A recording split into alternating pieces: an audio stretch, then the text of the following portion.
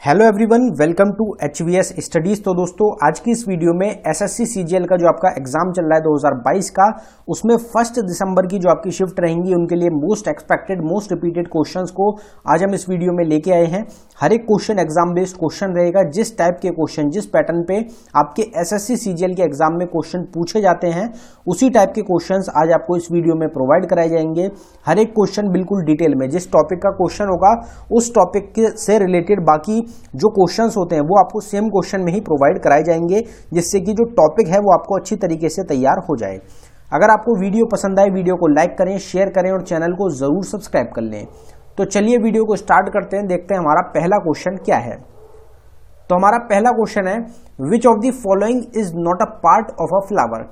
निम्नलिखित में से कौन एक फूल का भाग नहीं है। तो इस क्वेश्चन का हमारा करेक्ट आंसर हो जाएगा पेट्यूल। पेट्यूल जो है ये एक पार्ट नहीं है आपका फ्लावर का, बाकी तीनों रहेंगे। स्टेम भी पार्ट होता है, सेपल भी पार्ट हो जाएगा और पिस्टिल भी आपका पार्ट हो जाएगा फ्लावर का। अब यहाँ पे फ्लावर की बात करी गई है, तो फ्लावर जो है उसको मैप के थ्रू एक बार समझ लेते हैं कि फ्लावर जो होते हैं उसके कौन कौन से पार्ट होते हैं, क्योंकि एग्जाम में आपसे पूछे जा सकते हैं। तो फ्लावर को यहाँ पार्ट ऑफ फ्लावर्स की बात करेंगे। यहाँ पे पेटल जो होता है, पॉलिनेशन आप देख सकते हैं, पेटल जो होता है, जो पत्तियां होती है उसको पेटल बोला जाता है। अपर पार्ट जो होता है उसको स्टिग्मा बोलते हैं, मिडिल पार्ट स्टाइल बोला जाता है और जो लोअर पार्ट होता है उसको पोलन ट्यूब बोला जाता है। उसके नीचे जो सर्कुलर एरिया होता है उसको ओवरी, उसमें ओवरी पार्ट होता है और एक ओव्यूल पार्ट होता है। अगर इन पांचों पार्ट को मिला दिया जाए तो इनको कार्पेल के नाम से जाना जाता है, जो कि रिप्रोडक्शन में होता है फीमेल की। अगर इसी तरीके से एंथर जो है उसकी बात करी जाए और फिलामेंट की बात करी जाए, तो ये दोनों जो पार्ट होते हैं ये मिलके स्टेमन होते हैं, जो कि रिप्रोडक्शन होता है मेल के लिए। फिर जो नीचे पत्तियां होती हैं फ्लावर की, अगर उसकी बात करी जाए तो उसको सेपल बोला जाता है और ये प्रोडक्शन होता है फ्लावर बड्स का। फिर आपका एक आता है रेप्टिकल। रेप्टिकल जो होता है ये क्या होता है, तो ये फ्लावर जो ऑर्गन्स हैं उनको जनरेशन के लिए मदद करता है। जो कनेक्टिव पार्ट होता है नीचे उसको आपका रिसेप्टर बोला जाता है और उसके नीचे स्टेम आती है। स्टेम सबको पता होती है, लोअर पार्ट जो होता है वो स्टेम आपका उसको बोला जाता है। तो ये फ्लावर जो है उसके कुछ पार्ट्स की यहाँ पे बात करी गई है। इनसे रिलेटेड अगर कोई क्वेश्चन आपसे पूछा जाए तो आपको पता होना चाहिए कि ये जो पार्ट है ये आपका जो फ्लावर होता है उसका पार्ट रहेगा। अगला क्वेश्चन देखते हैं हमारा,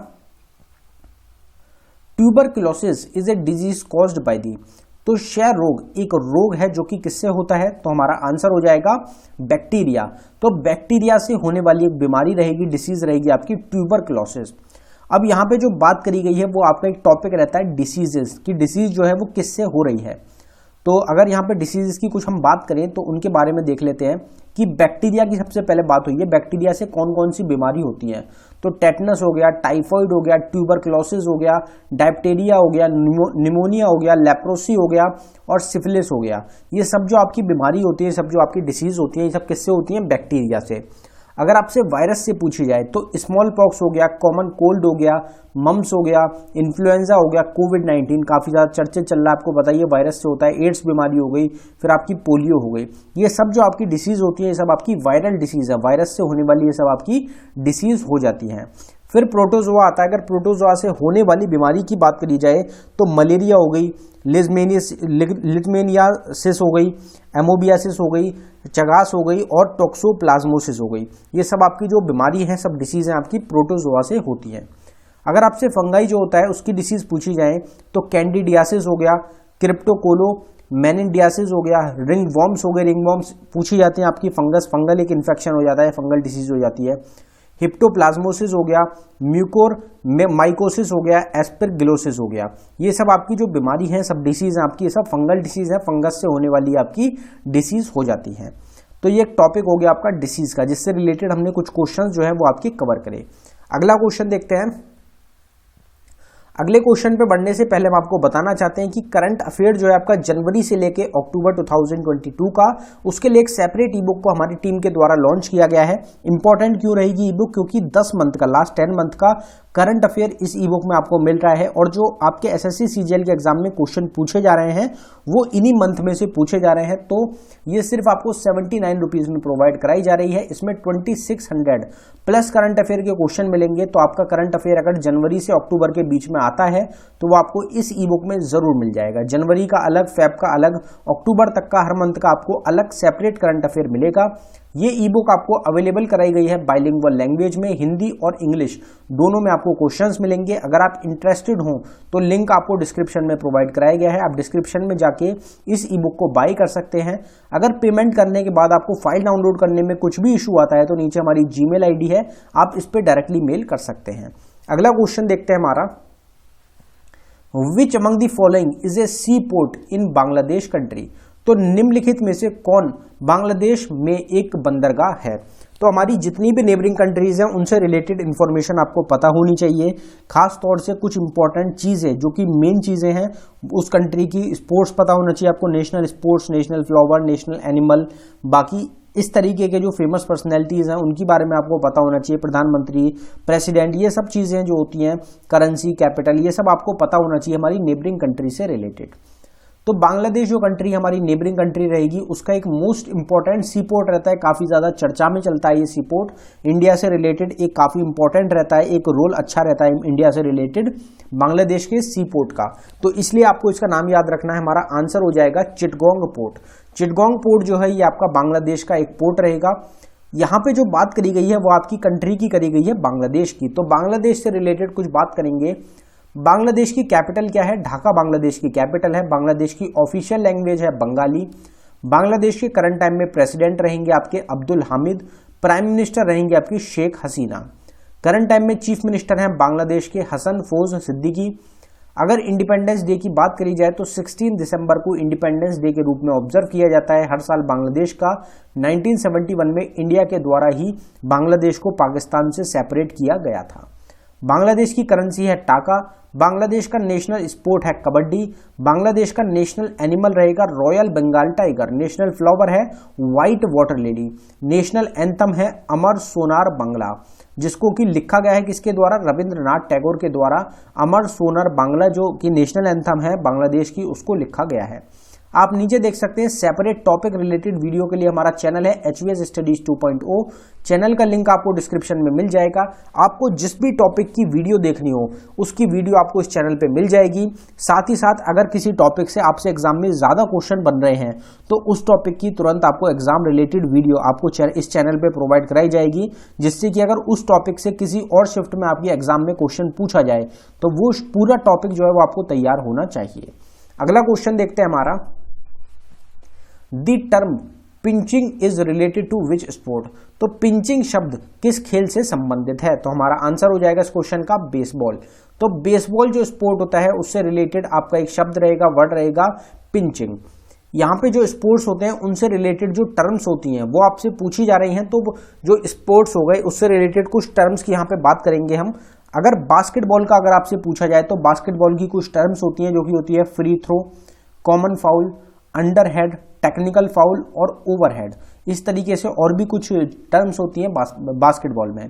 बेसबॉल में कुछ आपकी टर्म्स हो जाएंगी जैसे कि पिंचिंग, जो कि हमारा क्वेश्चन था, होम रन हो गई, बेस रनर हो गई, परफेक्ट गेम हो गया, स्ट्राइक हो गया, पुट आउट हो गया, ये सब आपकी जो बेसबॉल गेम होता है उससे रिलेटेड टर्म्स हो जाती हैं।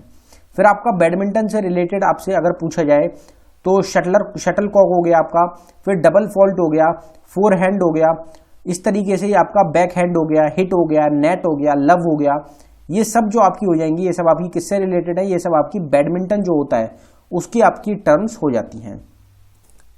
अगर बॉक्सिंग की बात करी जाए तो बॉक्सिंग जो स्पोर्ट होता है उसकी कुछ टर्म्स रहती हैं आपकी, ring stoppage, bleeder, bout, brawler, buckle, canvas, 8 count, glass job, haymaker, mauler, plodder और साउथ पो। ये सब कुछ आपकी जो टर्म्स हैं वो आपकी रिलेटेड हो जाती हैं बॉक्सिंग स्पोर्ट से। फिर जो ब्रिज स्पोर्ट होता है उससे रिलेटेड हो जाती हैं आपकी मास्टर पॉइंट हो गई, परफेक्ट डील, डमी, ट्रम्प, ये सब आपकी ब्रिज गेम से स्पोर्ट से रिलेटेड हो जाती हैं। क्रिकेट से रिलेटेड आपकी बेल्स हो गई, एशेज हो गई, गुगली हो गई, हुक हो गई, ग्लांस हो गई, ये सब हो जाएंगी। बाकी जो बेसिक होती हैं, स्टंप हो गया, हिट विकेट हो गया, कैच हो गया, ये सब जो टर्म्स होती हैं ये सब क्रिकेट से रिलेटेड आपको पता ही होंगी। अगला क्वेश्चन देखते हैं हमारा, who among won the Nobel Peace Prize 2022। Nobel शांति पुरस्कार 2022 में से किसने जीता। जो अगर नोबल प्राइजेस की बात करी जाए 2022 की, अभी हाल ही में दिए गए हैं और इससे 100% आपको किसी ना किसी शिफ्ट में क्वेश्चन जरूर देखने को मिलेगा। तो नोबेल पीस प्राइज 2022 में किसको दिया गया है, तो हमारा आंसर हो जाएगा ऑल ऑफ दी अबव। तो मेमोरियल एक ऑर्गेनाइजेशन को दिया गया है, एलिस बेलिस्टी को दिया गया है और सेंटर फॉर सिविल लिबर्टीज, इन तीनों को दिया गया है नोबेल पीस प्राइज आपका 2022 का। अब यहाँ पे जो नोबेल प्राइज है आपका 2022 का, उसकी बात करी गई है, तो नोबेल प्राइज को डिटेल में देखते हैं। टोटल 6 फील्ड्स होती हैं जिसमें नोबेल प्राइज दिया जाता है। 2022 में मेडिसिन की फील्ड में स्वांते पाबो को नोबेल प्राइज दिया गया है। फिजिक्स में दिया गया है एलन स्पेक्ट, एंटन जिंगलिंग और जॉन क्लोजर, इन तीनों को फिजिक्स की फील्ड में दिया गया है। केमिस्ट्री की फील्ड में कैरोलिन आर बर्टोजी को दिया गया है, कर्ल बेरी शार्पलेस को दिया गया है और मोर्टन पी मेल्डल को दिया गया है। लिटरेचर की फील्ड में एनी एर्नॉक्स को दिया गया है। पीस की फील्ड में भी 3 लोगों को दिया गया, जो हमारा क्वेश्चन था, एलेक्स बेलियास्टिक, मेमोरियल और सेंटर फॉर सिविल लिबर्टीज को। इकोनॉमिक्स की फील्ड में भी 3 लोगों को दिया गया है, Philip H Dybvig, Douglas W Diamond और बेन एस बर्नेनके। तो ये टोटल लोग रहेंगे। दो फील्ड्स हैं, जैसे कि मेडिसिन हो गई और आपकी लिटरेचर हो गई, इन दोनों फील्ड्स में सिर्फ एक पर्सन को दिया गया है। बाकी 4 जो फील्ड्स हैं आपकी, उनमें 3 पर्सन को अवार्ड दिया गया है आपका नोबेल प्राइज। अगला क्वेश्चन देखते हैं हमारा, article 14 of the Indian constitution is related to. तो भारतीय संविधान का अनुच्छेद 14 किससे संबंधित है, तो हमारा आंसर हो जाएगा equality before the law. Equality before the law अब आपकी रिलेटेड हो जाएगी आर्टिकल 14 से। आप सबको पता ही है एसएससी सीजीएल के एग्जाम में ज्यादातर हर शिफ्ट में आपका आर्टिकल का क्वेश्चन आपको मिल जाता है। तो आर्टिकल जो होता है वो मोस्ट इंपॉर्टेंट टॉपिक आपका हो जाता है एसएससी सीजीएल एग्जाम के लिए भी। अब यहाँ पे जो आर्टिकल 14 हो जाता है, ये आपका फंडामेंटल जो राइट्स है उससे रिलेटेड एक आर्टिकल हो जाता है। तो फंडामेंटल राइट्स जो है हमारी, उनसे रिलेटेड जो आर्टिकल्स हैं उनकी यहाँ पे बात करेंगे, कौन कौन से आर्टिकल्स आते हैं आपके फंडामेंटल राइट्स के अंदर। तो फंडामेंटल राइट्स में आपके आर्टिकल 12 से लेके आर्टिकल 35 तक आते हैं। अगर इनमें बात करी जाए, आर्टिकल 14 आपका होता है इक्वालिटी बिफोर लॉ। आर्टिकल 15 में बताया गया है prohibition of discrimination on grounds of religion, race, caste, sex और प्लेस ऑफ बर्थ। आर्टिकल 16 में बताया गया है equality in opportunity in matters of public employment. Article 17 हो जाएगा एबोलिशन ऑफ अनटचेबिलिटी से रिलेटेड। आर्टिकल 18 हो जाएगा एबोलिशन ऑफ टाइटल से रिलेटेड। फिर आर्टिकल 19 की अगर बात करी जाए तो गारंटीज ऑल सिटीजन्स 6 राइट्स को गारंटी करता है आर्टिकल 19। आर्टिकल 20 में बताया गया है protection in respect of conviction for offence. और आर्टिकल 21 में बताया गया है protection of life and personal liberty. ये दोनों ही आर्टिकल्स ऐसे रहेंगे जो कि आपके इमरजेंसी के टाइम पे भी सस्पेंड नहीं होते। आर्टिकल 22 में बताया गया है protection against arrest and detention in certain cases के बारे में। आर्टिकल 23 रिलेटेड है prohibition of traffic in human being and forced labour. Article 24 में बताया गया है prohibition of employment of children under 14 years in factories, mines etc. तो factories, mines, इस तरीके की जो आपकी और चीज़ें रहती हैं उसमें जो बच्चा है 14 साल से छोटा, उसको काम नहीं कराया जाएगा, ये आपका बताया गया आर्टिकल 24 में। आर्टिकल 26 में बताया गया है freedom to manage religious affairs और आर्टिकल 32 रहता है आपका remedies for enforcement of fundamental rights से रिलेटेड। आपको ध्यान रखना है फंडामेंटल ड्यूटीज आपका आर्टिकल 51A में बताई गई हैं। ये भी आपसे एग्जाम में काफ़ी ज़्यादा पूछा जाता है। और फंडामेंटल जो हमारी ड्यूटीज़ हैं वो हमने कहाँ से बोरो किया है, ये आपको ज़रूर पता होना चाहिए। यूनाइटेड स्टेट USSR से हमने बोरो किया है, एग्जाम के लिए इंपॉर्टेंट आपकी रहती हैं। Who launched Samarth special entrepreneurship promotion drive for women. तो महिलाओं के लिए समर्थ विशेष उद्यमित संवर्धन अभियान किसने शुरू किया है, तो हमारा इस क्वेश्चन का करेक्ट आंसर हो जाएगा नारायण ततुराने, जो कि प्रेजेंट टाइम में हमारे मिनिस्टर हैं MSME के। यहाँ पे जो है आपकी गवर्नमेंट स्कीम से रिलेटेड बात करी गई है, तो कुछ इंपॉर्टेंट गवर्नमेंट स्कीम्स की हम यहाँ पे बात कर लेते हैं। जैसे जो स्माइल स्कीम है, ये किस चीज़ से रिलेटेड है, तो ट्रांसजेंडर कम्युनिटी और बेगर से रिलेटेड आपकी स्कीम हो जाएगी। जो स्कीम है, एक उसकी डेट कब लॉन्च करा गया और वो किससे रिलेटेड है, ये आपको 2 चीज़ें ज़रूर ध्यान रखनी है, एग्जाम के लिए मोस्ट इंपॉर्टेंट रहती हैं। स्कीम्स की सेपरेट वीडियो आपको चैनल पे मिल जाएगी, आप उसको ज़रूर देख लें, most important. PM Awas Yojana को 1 जून 2015 में लॉन्च किया, हाउसिंग से रिलेटेड रहेगी। उड़ान स्कीम, जिसकी फुल फॉर्म है उड़े देश का आम नागरिक, इस स्कीम को 21 अक्टूबर 2016 में लॉन्च किया गया था और ये एविएशन से रिलेटेड आपकी एक स्कीम है। वुमेन @ वर्क प्रोग्राम को कर्नाटका ने लॉन्च किया था। मेरी पॉलिसी मेरे हाथ, ये 26 फरवरी 2022 में इसको लॉन्च किया गया, फार्मर से रिलेटेड ये आपकी हो जाती है स्कीम। राष्ट्रीय उच्चतर शिक्षा अभियान को 17 अप्रैल 2017 में आपका लॉन्च किया गया। एजुकेशन से रिलेटेड आपकी एक ये स्कीम हो जाएगी। फिर आपका जल शक्ति अभियान रहेगा, 22 मार्च 2021 में इसको लॉन्च किया गया। वाटर से रिलेटेड एक स्कीम है। पीएम स्वनिधि को 1 जून 2020 में आपका लॉन्च किया गया था।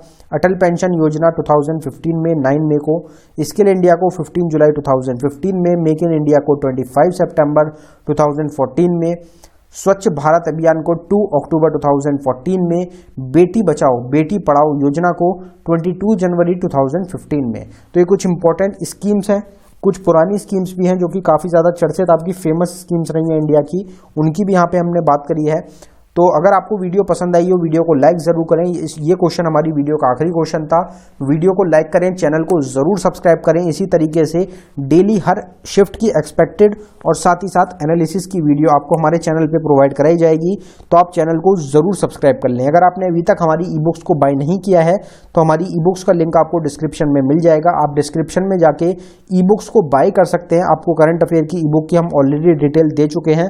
साथ ही साथ एसएससी सीजीएल एग्जाम की भी एक सेपरेट ई बुक तैयार करी गई है, जिसमें लास्ट 10 ईयर्स में सबसे ज़्यादा जो आपसे क्वेश्चन पूछे गए हैं एसएससी सीजीएल के एग्जाम में, उन क्वेश्चंस को डाला गया है उस ई बुक में। तो वो ई बुक जो है आपके एग्जाम ओरिएंटेड जो ई बुक है, वो भी आपके एग्जाम्स के लिए काफ़ी ज़्यादा हेल्पफुल आपकी एक ई बुक रहेगी। तो आप उसको ज़रूर चेक कर लें। डिस्क्रिप्शन में लिंक मिल जाएगा आपको ई बुक का। धन्यवाद दोस्तों।